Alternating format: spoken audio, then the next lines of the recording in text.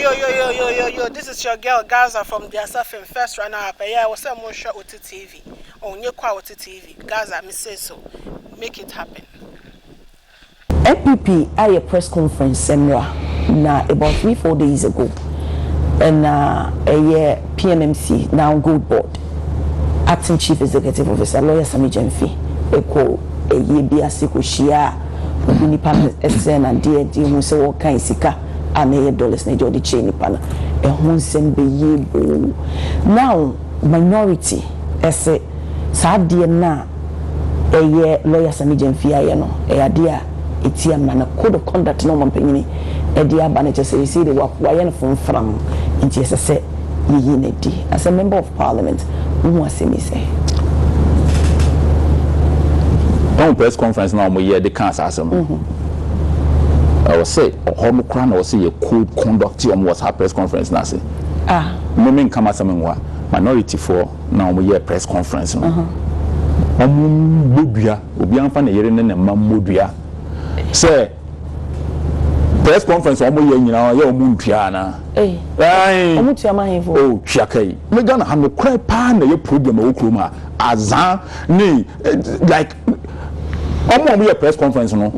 Omo na Emma Bontinho say bia wa mo biska enti won chesika mo am press conference no mo chesika omo chama ho yefo omo ya wo na MP me as MP say me be piano pa bisa wo come bank on be catch de bia me hwe small note enti omo nya small note e share that from say 2020 about 10 about because wonam kromu a abeya nom nkofo be sra wade you have to dash people but we don't say $1 so yeno obisika ya we ko wi abansika code of conduct na da ho na obi ade ye dede no ya tro wo mse wo che obi ade a ye be twa na se wo koje ade a ne ye che wade more than 20,000 so ye twa se wo che obi ade a ye problem wo se yen use de na nkrofo mpese ye be use ade a ye friend se emra wa wo use code of conduct no code of conduct ye tro wo mse mo obi a nche obi ade me de Sami Jemfi na me nhira no wa ya ade wa boa me eno me na ma na me hia me constituency fo bi na omo ba honorable we mu ye pe bi na say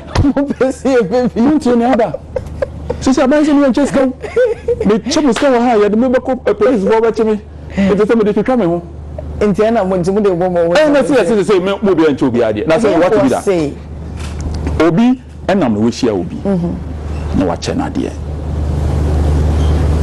how the whole Ghana for 3 days the problem is say obi a che obi ade Madam, baby, so much no more. Me, Yentia na ka obeye ejuma no. Yentia na ka say Sami Jemfi before obeye ejuma no on airport. No na ma for say sir.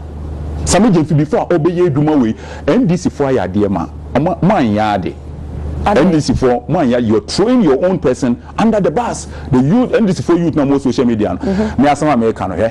Watch all the social media, nipa be 10 na be comment on be. Maybe the whole Ghana which will be a hweme. To me comedy no be akodi matam. What do you mean so much throw? You are throwing your person under the bus. NDC for want more person mo kase Sami Jemfi ebecha ade wo krum ha just etua neka. In the election all motorbikes across the country no. And we mo ni etua neka wo go board. Because na say on nya position no didi. No position. Okay meba. No didi. Okay meba. The whole Ghana say no. Me say Kristo nti no kure ni krum anti say de bia bonko a. Media for mo krum ha nyina mo ka Sami Jemfi asem. Obian bo bia say Sami Jemfi Emba TV so for 8 years in opposition or kwa wa sort boys in out Sami Jemfi sort everybody out.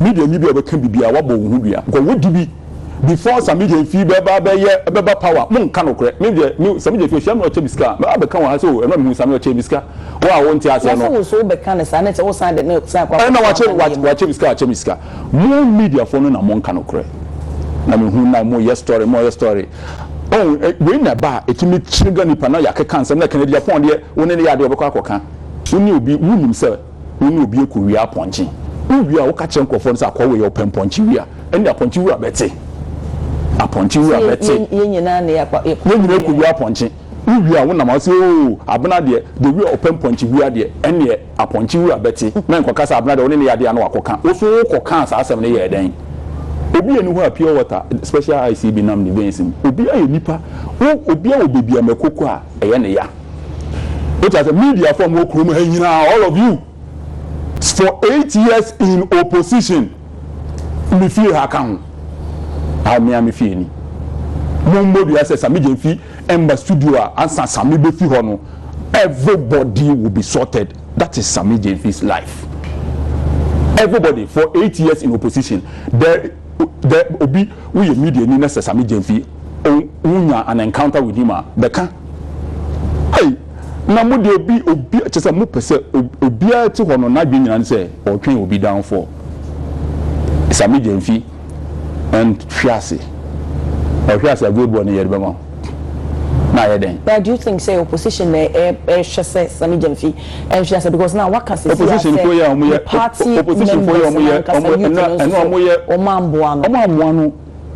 amuano eno omo ye press conference me hwe opposition for ya omo ye press conference na omo kasa me hwe omo di ba ku wom Sami Jemfi che $800 into wo etumi to ka fifia be ye press conference we baby mama 2 kwan a otena first class no we baby mama to first class awo no me no na baby mama na kasa ye djuma wo to ana o djuma o jem na wo baby mama ye djuma to meet na first class Sami Jemfi there obi a in opposition not airport was lawyer ni Ghana ha ohia ye mo akondo too much ohia ye mo fe nta ma ya ma oman we obi nye skape no de akoto dan wa abrochire because ye face can interact because mo mpe no kre A-plus menye ska matomika mitim sisi ko MP akoto ka akwa na ote bicycle so na okọ no wato dan wa abrochire mo de na da Ghana for na da ye mo fe too much ubenya Canada Japan me de be politician no be wo sika misika nie fa no asa na akwa na onka nkyerɛ so wo sika unim sika wa wo yembe hyew